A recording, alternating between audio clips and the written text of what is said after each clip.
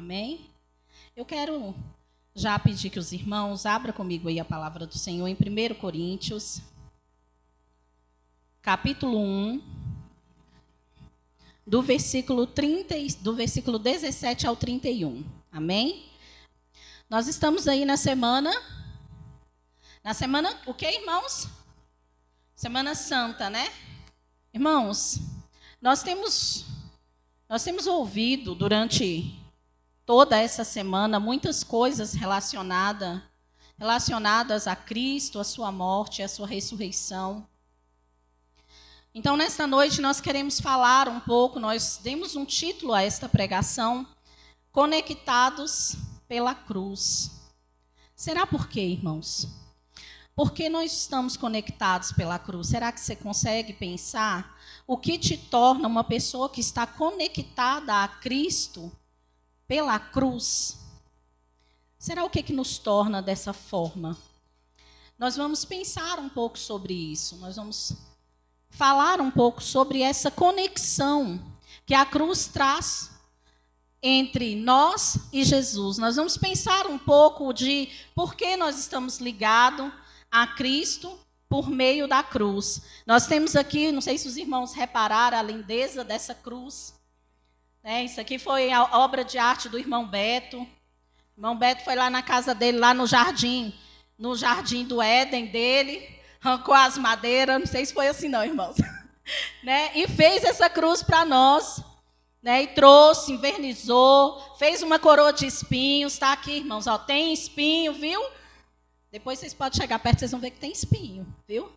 Então, aqui, quando chegou essa cruz aqui na igreja, nós colocamos esse tecido para dar um novo significado a essa cruz.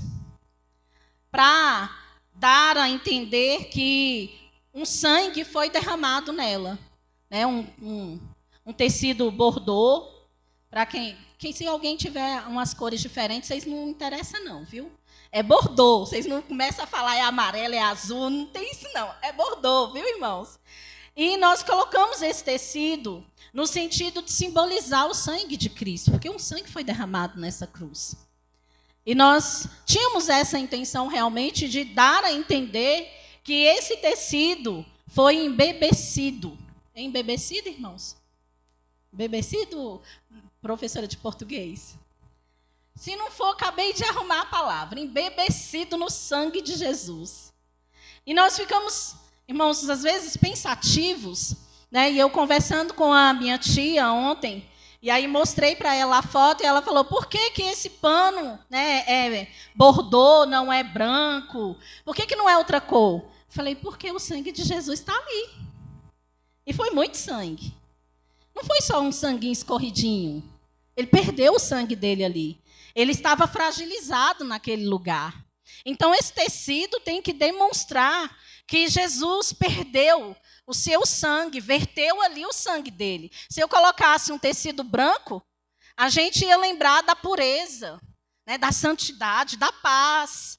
Mas o nosso interesse não era esse. Era mostrar que o sangue de Jesus havia sido derramado naquele lugar. Então, quando eu intitulei essa mensagem de Conectado pela Cruz, o que nós precisamos primeiro pensar é que a mensagem da cruz, ela é loucura para algumas pessoas. Para aqueles que não conhecem a Jesus, a mensagem da cruz torna-se uma loucura. E é essa mensagem que é loucura para alguns, mas para nós é poder de Deus, mas para nós é salvação em Cristo. É esta mensagem que nos conecta, que nos liga a Jesus, que nos torna parte disso tudo através dessa cruz. Quantas cruzes existiam lá, irmãos, quando Jesus morreu? 3. Mas só esta cruz, só a cruz de Cristo, tem uma simbologia insubstituível para nós, para toda a humanidade. Se não fosse a cruz de Cristo, ela não tinha nada diferente. Provavelmente eram todas do mesmo tamanho, provavelmente eram todas na mesma madeira, provavelmente os pregos eram da mesma forma, provavelmente todo o protocolo da cruz de Cristo foi um protocolo dado às outras duas que estavam ao lado dele. Mas não era alguém comum que estava padecendo naquele momento. Não era em uma circunstância comum. Não era um ladrão, um malfeitor. Era um inocente. Era o Cordeiro Pascual imolável. Aquele que tira o pecado do mundo. Ele padeceu naquela cruz por nós. Ele morreu naquela cruz por nós. Eu quero que, não sei se se os meninos vão conseguir colocar ali. Quem já assistiu aí o filme A Prova de Fogo? Vocês assistiram? Bom, né? Bom demais. Assistiu, Elise e Beto? Conseguiram assistir ele? Ainda não. Assistiram? Vocês? O filme A Prova de Fogo? Tem um trecho desse filme que sempre me faz chorar. Sempre me deixa muito reflexiva. Que é o diálogo entre o pai e o filho. E esse diálogo faz grande diferença nas nossas vidas. Porque muitas vezes nós somos esse filho. E nós precisamos ouvir as palavras que esse pai transmite a esse filho. Então eu quero convidar, Nicolas, pode apagar um pouquinho só a luz, só aqui da frente para eles enxergarem direitinho. Eu quero convidar você a ouvir esse vídeo, a assistir esse trecho comigo, tá bom? Pode soltar. Orde, e veja que vamos ter um divórcio complicado. E eu estou tentando evitar isso, mas não posso fazer tudo sozinho. Pode ser verdade, mas você precisa mais do que isso. Pai, se você vai me dizer que eu preciso de Jesus, é melhor não. Eu não preciso de uma bengala para viver. Ah, filho, Jesus é muito mais do que uma bengala. Ele se tornou a parte mais importante de nossas vidas. Pai, por que você vive dizendo isso? Que ele é a parte mais importante? Como é isso? Quando percebi quem eu era e quem ele era, percebi que precisava dele. Eu precisava do perdão e da salvação dele. Eu não entendo. Por que preciso da salvação dele? Eu vou ser mandado para o inferno? Pelo quê? Porque me divorciei? Não. Porque você violou os padrões dele. Qual? Não o matarás? Pai, eu ajudo as pessoas. Sou uma pessoa boa. Para você. Mas Deus não julga pelos seus padrões. Ele usa os dele. E quais são? Bom, a verdade. Muito bem. Amor. Eu sou sincero? Devoção. Eu me importo com as pessoas. Eu sou essas coisas. Às vezes. Mas você ama Deus. Aquele que lhe deu a vida. Os padrões dele são tão altos que ele considera o ódio como matar alguém e a luxúria como adultério. Ah, pai, e todas as coisas boas que eu faço? Filho, salvar alguém não o torna correto diante de Deus. Você violou os mandamentos dele. E um dia terá de se acertar com ele.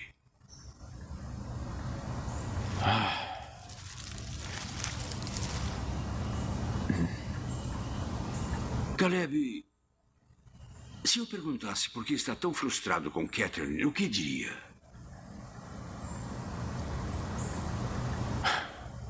Ela é teimosa. Ela dificulta tudo para mim. Ela é ingrata. Ela vive sempre reclamando de alguma coisa. Ela agradeceu por algo que fez nos últimos 20 dias? Não. E você pensou que depois de eu lavar o carro, trocar o óleo, lavar a louça, limpar a casa, ela demonstraria um pouco de gratidão?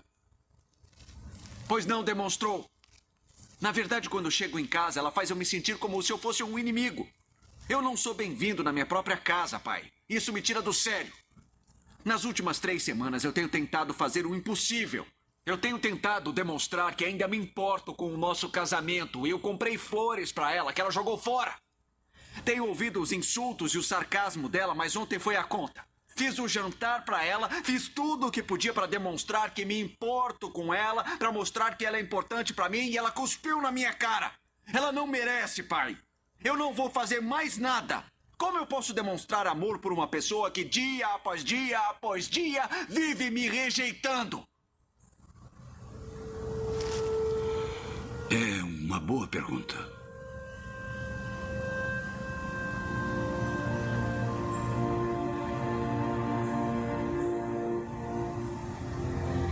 Pai, não importa o que eu faça. Não? Não. Pai, o problema não é esse. Você me perguntou como alguém pode demonstrar o amor o tempo todo quando é sempre rejeitado. A resposta é: não pode amá-la, porque não pode dar a ela o que não tem. Eu só pude amar sua mãe de verdade quando entendi Amém. o que era Vamos tirar, realmente pode o tirar. amor. Queridos, entenderam a mensagem? Ingratidão, reclamação, murmuração. Muitas vezes nós estamos envoltos de tudo isso. Nós achamos que nós amamos ao Senhor. Nós dizemos que nós amamos, nós dizemos que nós fazemos algo, nós dizemos que estamos servindo, nós dizemos que estamos amando, que estamos nos dedicando, mas nós não estamos. Nós estamos fazendo por nós mesmos.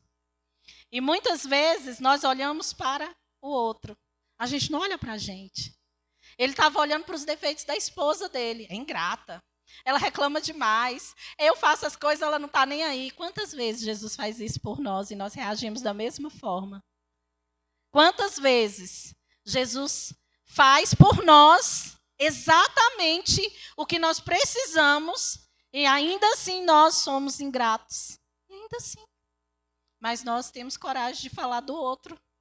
Porque o outro é ingrato, porque o outro não reconhece, mas e nós? Ontem a mensagem do Forjados por Deus, pastor Elias trouxe uma mensagem fenomenal e o que ele falou foi isso. O tratamento de Deus é aqui. Não é com você, é comigo. Quando Deus estiver falando, eu tenho que olhar para mim, eu não posso olhar para você. Eu não posso apontar os seus erros, eu tenho que apontar os meus. Eu tenho que olhar para quem eu sou. E a mensagem da cruz se torna escândalo para nós, porque ela nos revela. Ela mostra a nossa ingratidão, ela mostra quem nós somos. Vocês percebem isso? Vamos ler o texto que nós abrimos, 1 Coríntios, capítulo 1.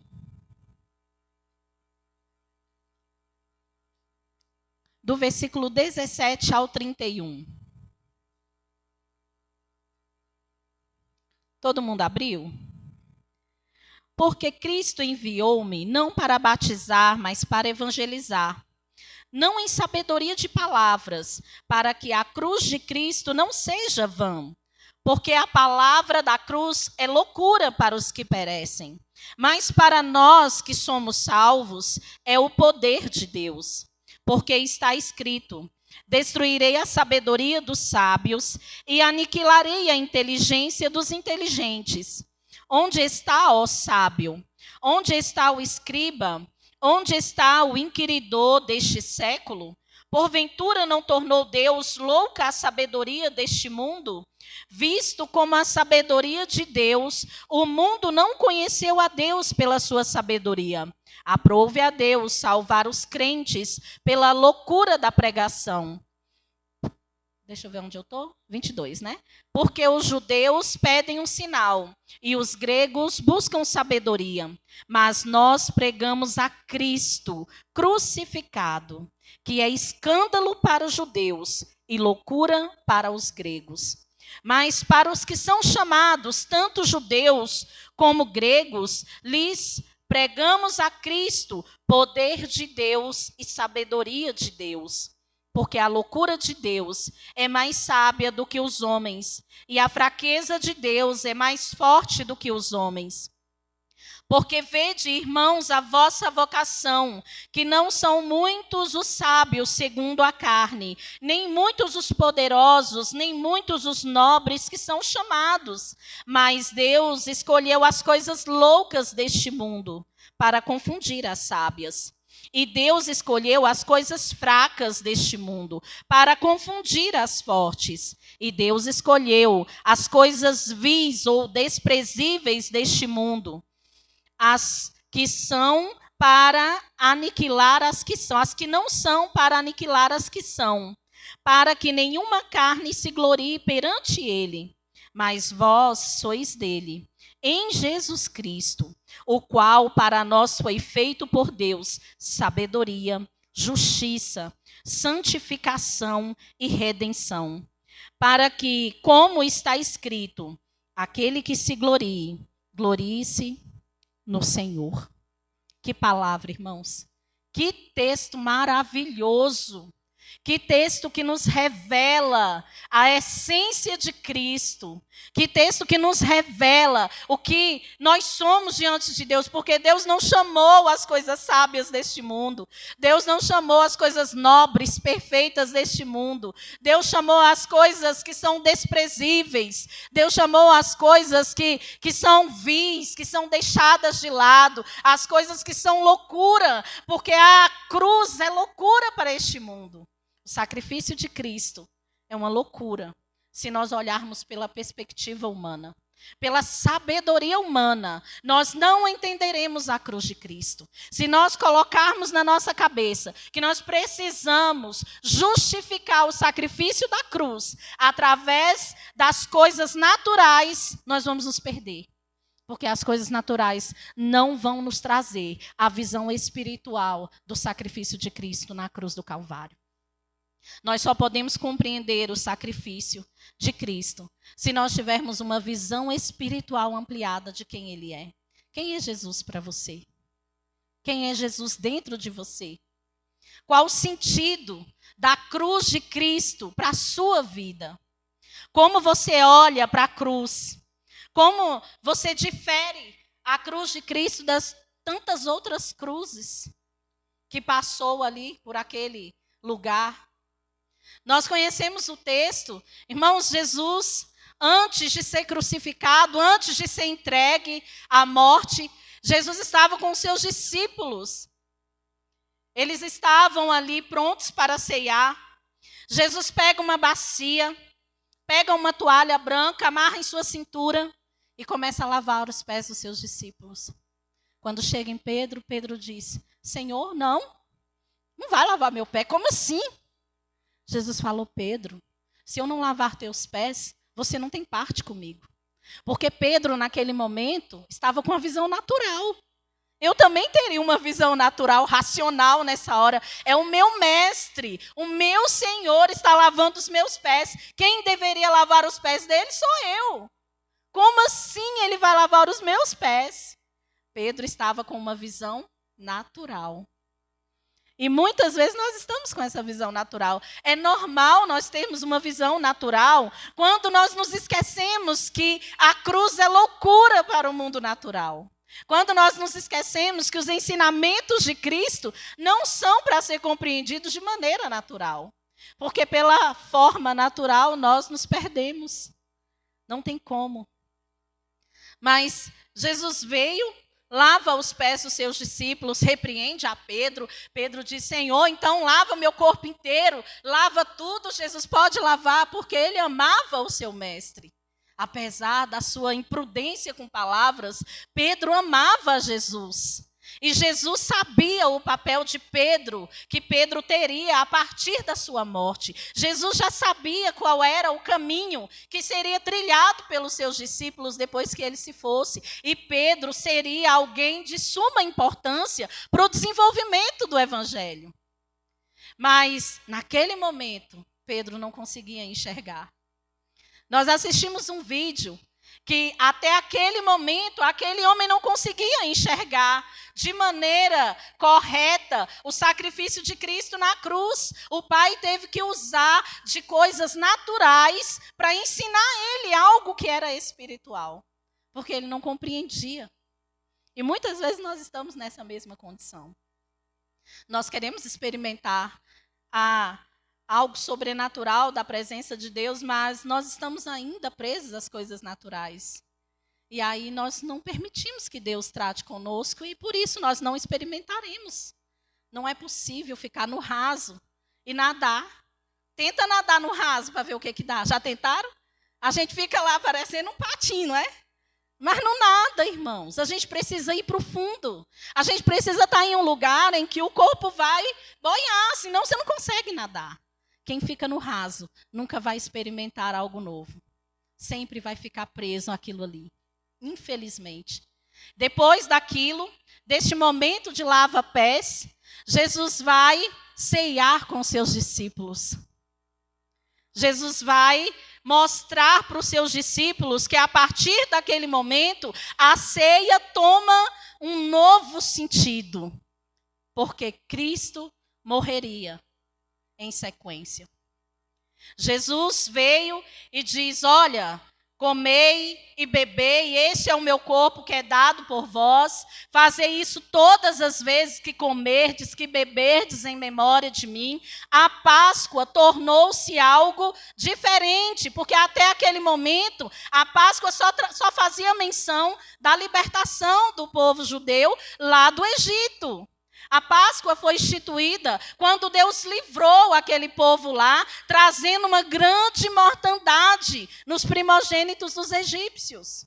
E na casa dos hebreus, dos judeus, tinha lá o sangue do cordeiro, já simbolizando o cordeiro que morreria por nós, já sinalizando que Jesus Cristo teria que vir, que ele enfrentaria a cruz.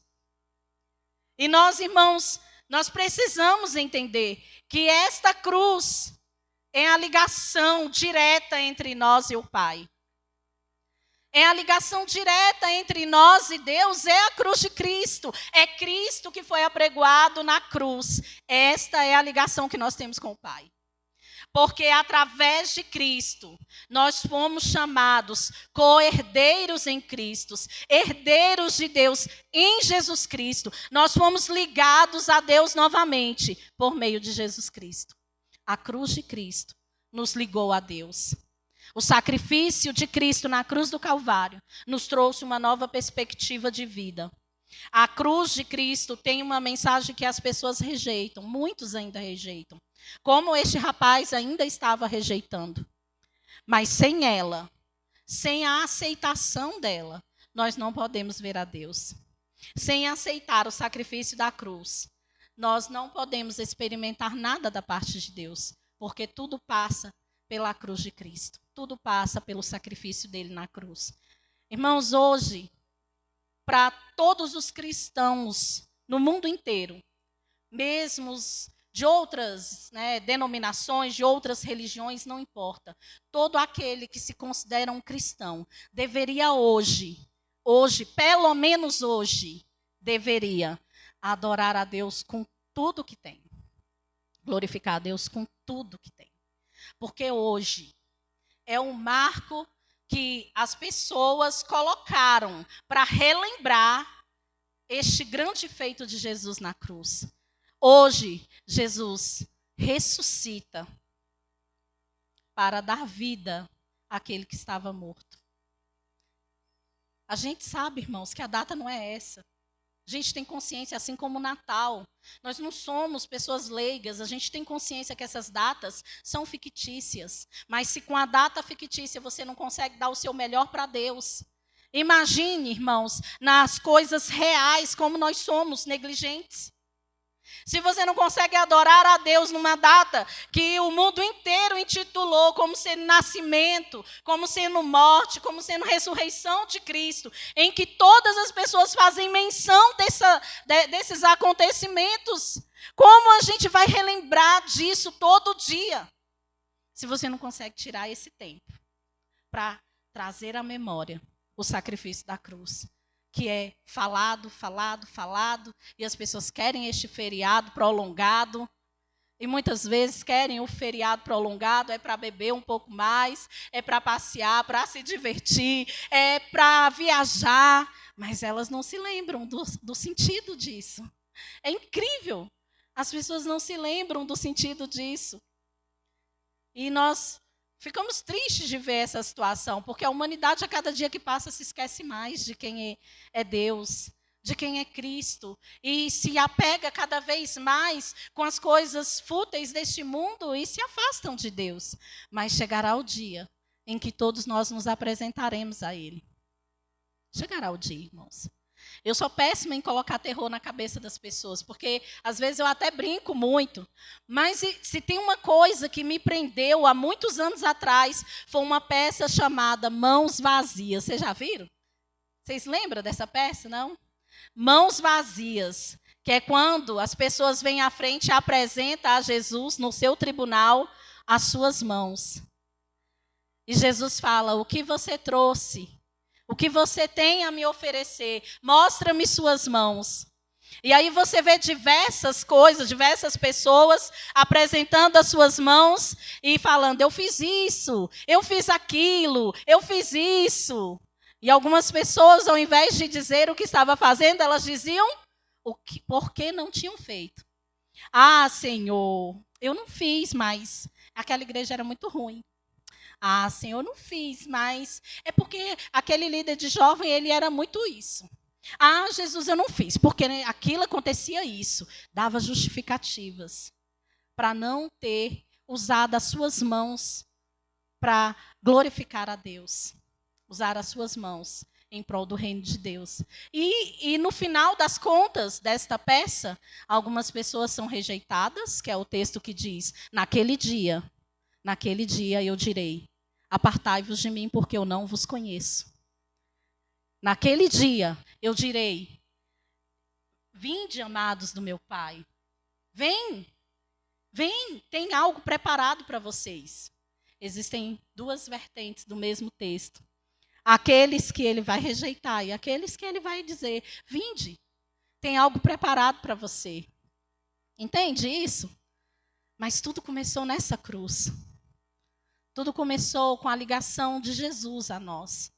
Esse ousado amor que nos resgatou, que nos deu vida, que nos trouxe uma nova perspectiva de vida. E através desta nova vida, nós podemos dizer que nós somos resgatados.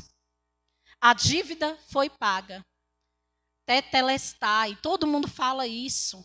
Como a gente precisa conhecer o sentido das coisas. Como a gente precisa estudar a palavra.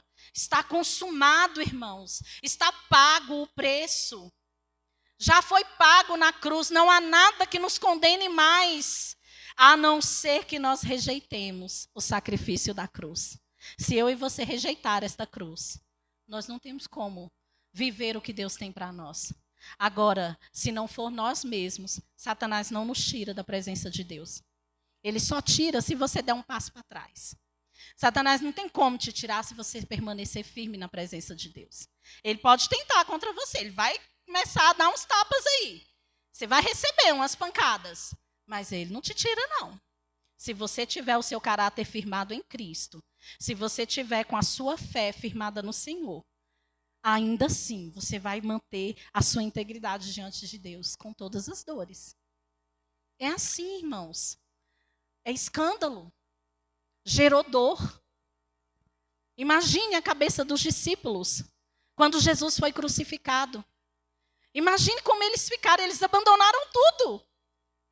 Eles abandonaram o emprego, eles abandonaram família, eles largaram tudo para seguir a Cristo, para levar aquela mensagem juntamente com Cristo. E aí, irmãos, na sexta-feira eles viram o seu mestre, o seu Cristo morto. Imagine como foi para eles aquela sensação. Tanto é que alguns dispersaram, correram, alguns ficaram assustados, porque estavam com medo da represária, porque estavam com medo das lutas, porque eles não sabiam, o mestre já não estava vivo. O que vai ser de nós agora? Jesus ficou com eles todo aquele tempo, ensinando a eles, e eles ainda não tinham compreendido quem era Jesus realmente.